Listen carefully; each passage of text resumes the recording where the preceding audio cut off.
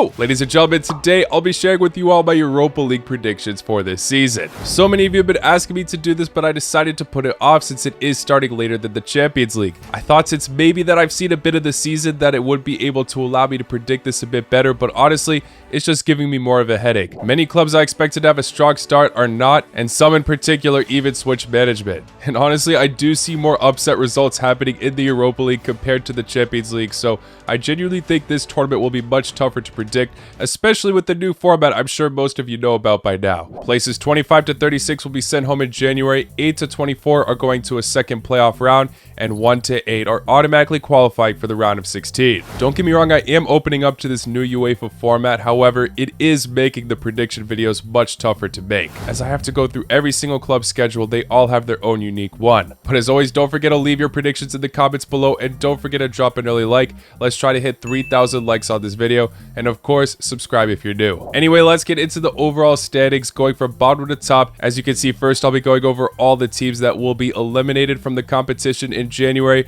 Starting off with last place, I will be selecting RFS. Sure, the Latvia club are on top of their domestic league at the time of this recording, but will they really be able to compete in all of these fixtures they were drawn into? Their last tournament was the Conference League in 2022, which did not end so well, as they didn't pick up a single win. I'm sorry to the club supporters watching, but it really just seems like the safest club to put at rock bottom of the league phase. Moving on to 35th, I've selected one of the Swedish clubs, Elfsborg. I don't necessarily think this is a poor side, it's just that there's going to be a lot of competition in this tournament. And look at that draw, these are all insane sides they have to face. They definitely have what it takes to pull something off here, but at the time of this recording, they're trailing quite a bit from first place in their own domestic league. But this team can surprise, and one player to look out for is the man from Ghana, Baidu, their top goal scorer and assister. But regardless of some individual brilliance, I cannot see them competing much in this tournament. This one's gonna stink for some to put at 34th, but I will be selecting FCSB. The Romanian club have not had the best start domestically at the moment, but who knows, they might be motivated to fight here, as it's their first Europa League in 7 seasons. They played in the Conference League not too long ago in 2022, but they'll want to forget that campaign. Don't get me wrong, they have an intriguing squad, but with things not going well already in their own domestic league,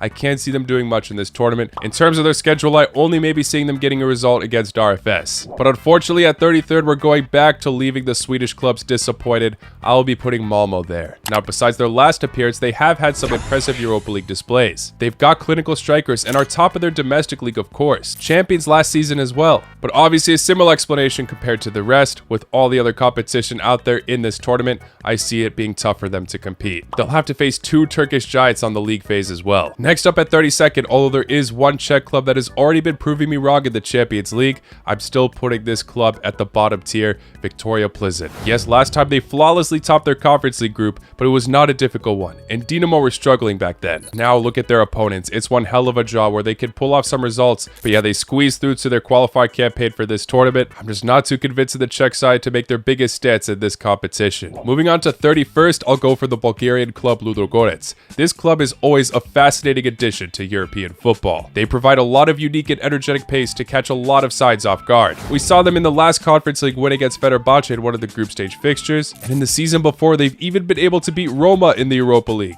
along with not making it easy for Real Betis. Their fall in the UCL qualifier campaign has to be studied though. They obviously end up pulling through to the Europa League, but their loss to Karabag in the second leg was shocking, with 7 goals conceded in 90 minutes. They bounced back in the next fixture though, putting 6 past their opponent in both legs. They're a fearless club and you gotta respect it, but even if they put off good fights in this Europa League, I can't help but feel that they'll fall short. It's a tough schedule they've been given, but I do see them at least upsetting one of the more difficult clubs they'll have to face. Next up for 30th place, I'm picking Twente. This club have not played European football since the 2012 Europa League, and their schedule now is quite difficult. They can pull off some interesting results, but not enough for me to be convinced. But maybe they can make it out of this difficult league phase with Oosting, who did a great job last season, along with great youngsters, but this simply was a challenging draw for them. 29th place goes to Midtjylland. This side have proven that they're capable of putting off some incredible fights in this competition in particular. I'm expecting the Danish club to pick off some unexpected draws and maybe a solid win, but overall it's a difficult schedule. They've just signed signed 2 new Slavic forwards though,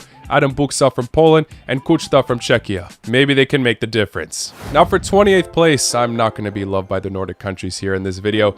I'm going to be picking Bodo Glimt. I love this club. They're one of the first to put the Conference League on the map after they embarrassed Roma. They made it all the way to the quarterfinals that year, where eventually Roma got their revenge. After that, both Conference League campaigns they left in the knockout playoffs. But let's not forget in the last tournament, they defeated Besiktas both times they met, and they're coming up against them once again at their home ground. Overall, it's a difficult schedule for them though. I think it'll be tough to maintain during the league phase. I'd love to be proven wrong though, and I won't be surprised if they do because we have seen them getting more wins than anticipated. That was in the Conference League though. In the Europa League, usually things do not go their way. I would have much more faith in them if they were in the beloved Conference League. Anyway, best of luck to Bodo, and don't sleep on their striker Kasper Holm. Another club I won't be surprised to see prove me wrong is Maccabi Tel Aviv. Last season in the Conference League, their group wasn't so easy, and they won nearly all their matches, topping it. In the round of 16, they defeated the future champions Olympiacos in the first leg, scoring 4 goals, but fell asleep in the second round, conceding 6 total, with one of the greatest comebacks in European football history. Regardless though, this side have been proving that they can put off incredible fights against all these clubs from Europe. Their captain Zahavi is an experienced forward. He got 9 direct goal contributions in the Conference League last season. So we'll see if they can turn up in the Europa League, but for me, they'll get heartbroken with no playoff spot secured. 26 now, cutting it close to the playoff spot, but still not just there, really on the edge though. I'm putting the Hungarian Giants Ferencváros. This side are quality. I watched them demolish their rivals Újpest years ago. In Hungary, they have been always dominating. In their last 2 European runs, they made it past the group stage as well. But it's not always so pretty for them in the qualifiers. They lost to Midtjylland and then barely advanced to the Europa League over Borac Banja Luka, beating them on penalties. They've just signed Brazilian striker Saldanha from Partizan, who got great numbers in the Serbian league last season. A side that will add a lot of excitement in the competition. I do see them getting a few wins, but not enough for them to make it to the next stage of the tournament as they've got a tough draw on their hands. But now for the club to suffer the biggest heartbreak, the one that will just be under a playoff position. This might age terribly. These guys were Europa League finalists not too long ago. It's Rangers. I know it seems like a terrible prediction, but this season so far, they just lost to their rival Celtic 3-0. And their draw in the Europa League is quite a deadly one. I see them getting wins against Malmo and FCSB, maybe Nice, but I'm not sure about much more. That's the main reason why I have them just getting knocked out. They just signed the Albanian Bayrami. I think it's a good signing, and their forward, the Seres, has racked up solid numbers. He even has experience in European competitions, giving Feyenoord a phenomenal run in the Conference League not too long ago where he scored 10 goals that tournament alone. And again, this seems like a bad prediction on the surface because Rangers recently have been doing well in the Europa League. Finalists not too long ago, like I said, along with topping their group last season. But I do rate a lot of their opponents highly, which is why I'm having them just being heartbroken this season. Now moving on to all those teams to make it to the playoffs. Starting off with the first survivor at 24th place, I've got Karabakh. I don't know why I'm putting this side so high after my club Dinamo Zagreb destroyed them in the UCL qualifiers, and we got annihilated by Bayern Munich, a match that set records of how one-sided it was. But prior to that, like I mentioned earlier, Karabakh put 7 past Ludogorets in one match, and they have had some interesting results unfold in the last Europa League campaign. After finishing second in their group, they defeated Braga in the first round of knockouts. Then they were looking to be the club to end Bayer Leverkusen's unbeaten run, until Bayer Leverkusen pulled a Bayer Leverkusen. I'm giving Karabakh some edge because I do not think their draw is the worst. 3 Nordic clubs, and FCSB is not bad. If it weren't for their somewhat fortunate draw, I would put them much lower. But either way, I have them as the borderline survivor of making it to the playoffs in the Europa League. For the second survivor, I'm picking the other club from Czechia, Slavia Praha. I see them beating Malmo and Ludogorets minimum, along with seeking a result against 1 or 2 of the other teams they've been drawn against. The worst news for them though is that their quality goalkeeper Stanek is injured and is expected to be out for the rest of the calendar year. Ivan Šranc is also injured at the moment, but we've seen this attacker is criminally underrated from the last Euro tournament, and his return date is unknown. Their young Senegal left midfielder Diouf has also been a serious threat, getting a direct goal contribution so far in every match. He's only 19 years old as well. Slavia Praha might fumble, but I say they have what it takes to just survive. Moving on to 22nd, I've got for the Ukrainian club Dynamo Kiev. Currently, this side are top of the Ukrainian Premier League and lost a UCL spot to RB Salzburg after losing to them 3-1. But obviously, they have some gems here. Shaparenko in the midfield will be a unit. They're looking to redeem themselves after their last horrific Europa League campaign. As long as they show some life and quality they have to their disposal, I think they can win at least 3 of their matches here. Many of their opponents do look difficult, but they have some doable fixtures for sure. Just above them, I'm placing Anderlecht. Now, last time they were in the Europa League, it was quite a miserable campaign. But in the Conference League, they made it all the way to the quarterfinals, losing to Alkmaar on penalties. This team is a company with young, energetic players to veterans of the game. Looking at their opponents, they definitely have what it takes to go toe-to-toe with them. I'll be putting the Portuguese club Braga up next. They're a consistent Europa League competitor that never seems shy to secure a knockout spot. However, now they have had some massive departures, along with change in management as well. All that accompanied with some difficult opponents makes me think they'll be just fine at the end, but they will show some signs of struggling and will be towards that bottom list in terms of all the sides to secure a playoff spot. 19th place goes to Nice. Now, what an interesting transfer window these guys have had. Getting rid of Thuram, Todibo, but securing that dormant youngster Moukoko on loan, along with actually signing a Ndombele now. And they have Hayes as the new manager, who was previously in charge of Lens. They definitely have not had the brightest start to Ligue 1, just one massive win so far. But this is a club that I think are still looking for their footing and are struggling with a few injuries at the moment. As the season goes on, I expect them to improve. And I would say their draw is slightly favorable for certain fixtures in particular. Next up, I've got for Alkmaar, who do have to face a lot of tough clubs, but I don't think that will faze them. So far, their new Irish striker Troy Parrott has had a phenomenal start since signing for the club, securing 4 goals in 5 matches. He seems to be a solid replacement for Palvidis so far. There's a lot of young players on this team that can throw off their opponents with that intensive energy. Unfortunately, Sugawara, who was brilliant for them, has gone to Southampton, but this side never seemed to be short of talented fullbacks. Now, the rise of Union Saint-Gilloise has been crazy, and they have been a joy to watch in previous Europa League campaigns. I think they are showing some signs of inconsistency though, and will be back and forth throughout this tournament,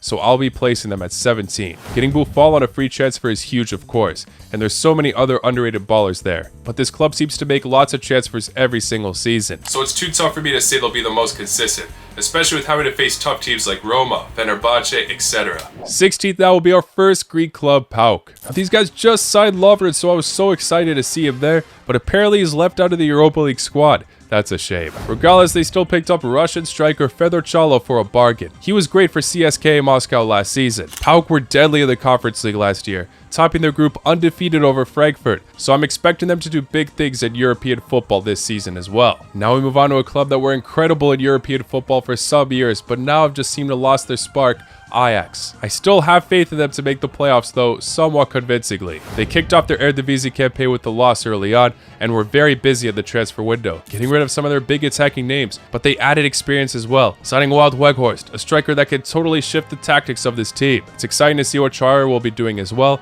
and they even brought Rugani on loan from Juventus. I sometimes think that defensively there can be issues on this team, but regardless, I see them securing a playoff spot. Above them, I'm picking Lyon. They splashed a lot of cash this transfer window and made their attack look dangerous. The Georgian Mikwadetse, we saw what this guy was about in the Euros, along with Benrahma from West Ham. A poor start to the season so far, but they just need time to gel all the new upgrades. They might have some inconsistencies with that draw though, so for me, it's 14th place. Now, I might be putting this next club too low. They were really solid last season, but this season so far, they have shown their flaws. Real Sociedad. Looks like they're getting used to life without Marino and Lenormand, but at least they managed to keep Zubomendi. Honestly, what a squad they still have on paper though. And of course, I love their addition of Luka Sucic, but so far there's no denying that they've been struggling, already picking up loads of losses in La Liga. I think they are just running off of poor form though, and will eventually pick themselves up. They need to rely on the likes of Oyarzabal and Kubo to step up though. I think they'll be alright, just going through an adjustment period. And we'll be able to put fights in not the most difficult draw in the world. 12th place, Porto. Porto have had some interesting departures. No more Iranian Cem Taremi or Evanilson in the attack,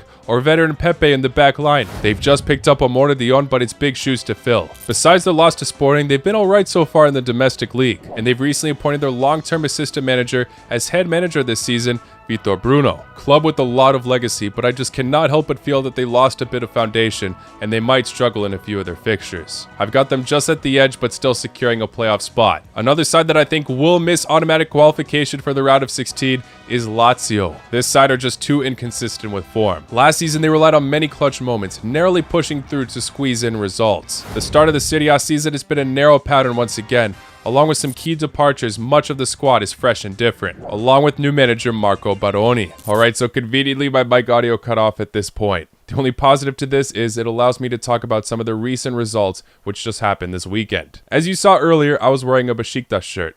And funnily enough, that's exactly where my audio decided to stop recording as soon as I placed Besiktas at 10th place. As you can probably tell right now, I am highly rating the Turkish clubs to make it far in the Europa League this season. We'll get into each of them one by one, but yeah, the lowest of them all, I'm still giving top 10. Now last year in the Conference League, Besiktas massively flopped, sharing points with bottom of the group Lugano and only one win the entire run. But improvements have been made and look to be much more of a goal-scoring threat than ever before. Massive additions in the attack, a long-serving Lazio player Ciro Immobile just signed for them this summer, along with Rafa, who's been at Benfica for 8 seasons. Both of them are adding needed flair in the attack that the club was previously lacking, and I think they can make a big statement in this competition in particular. They've also just appointed Van Bronckhorst, the one who made it to the Europa League final with Rangers. He has a lot of familiarity in this competition, obviously not with the new format, but you get the point. Besiktas made the right upgrades for me to be convinced that they can make some kind of path to glory in European football. Honestly, I wanted to put them in the top 8, but it just felt a bit odd for some reason to put every single Turkish club there. It's definitely possible, don't get me wrong, but I'm still giving them a top 10 position, something that they should still cherish. Moving on to 9th place, I was also tempted to put this club in the top 8, but I just decided against it. Hoffenheim. Their draw is not too bad, and Kramaric has been next level for them recently. This season, at the time of this recording, he already has 5 direct goal contributions, and last season, in the last 6 matches for the Bundesliga, he got a direct goal contribution every single match. They lost Bayer, but gained Hložek, meaning they'll have incredible attacking reinforcements. And yeah, I think they'll do quite well in the Europa League this season, but just miss out of the top 8. Now moving on to the clubs that I do think will automatically qualify to the round of 16. First up, I have got Olympiacos at 8th place. This obviously might be an ambitious prediction, but this club are at an all-time high right now, just being crowned Conference League champions and not an easy road to the final. They were ruled off in many of their fixtures, but defeated Fenerbahce, favorites for many Aston Villa, and then Fiorentina in the final. Maybe I'm shooting a bit too high and this club will finish lower in the league phase,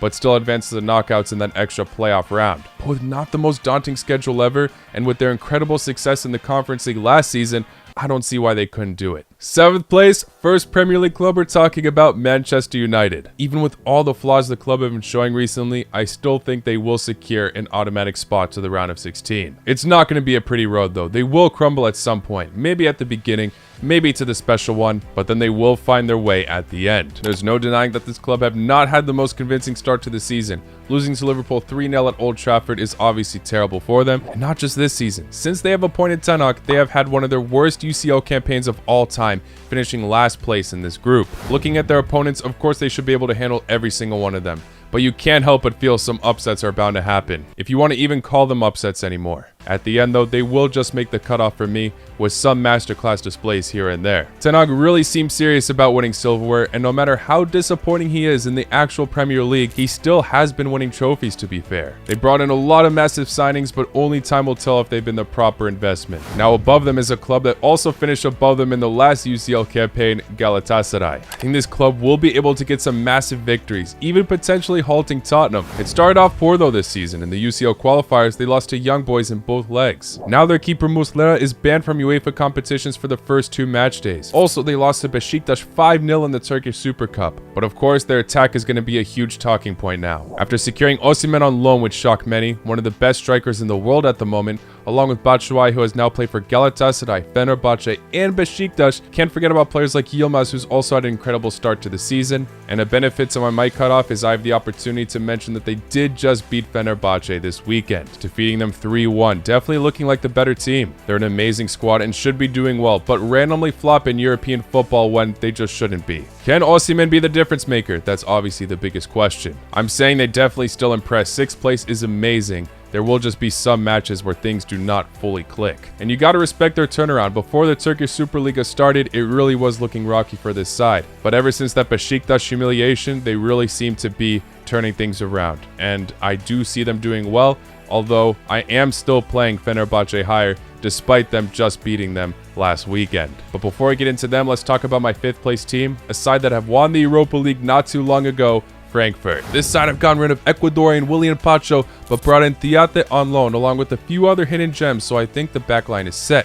But the best part, their attacking depth. Egyptian Omar Mamouche has had a flying start so far, and they also can rely on Ekitike and Croatian youngster Igor Matanovic. Their schedule is tricky, but one I don't see them fearing too much. We do know how much this competition means to this club, so I'm saying they secure a top 8 spot. Now, 4th place will be Fenerbahce for me. I cannot wait to see what this club does in European football. Fenerbahce under Jose Mourinho is going to be delightful to see in European competitions. The squad seem to be upgrading in every single way. The only downside is that they lost Ferdi Kadioglu. He's gone to Brighton. Other than that, it's all positives. 3 incredible attackers, experienced Edin Dzeko, Clutch and Nesri, and Tosun. More depth in attack also with Saint Maximin, more Balkan connections with Filip Kostic. Amrabat didn't work at United, but neither did Fred. I'm expecting a lot from this side. They have the quality and the perfect management to lead them to European glory. Mourinho recently won the Conference League with Roma and made it to the Europa League final with them the very next year, and now wants to continue his legacy with the Turkish club. Now yes, they did just suffer a heavy defeat to their rivals, and I'm still putting them above them in the standings. Main reason being, this is European football. Jose Mourinho is much more experienced in this type of playing field. Also the players they have to their disposal, although Nesri couldn't connect the dots against Galatasaray, missing some big chances there.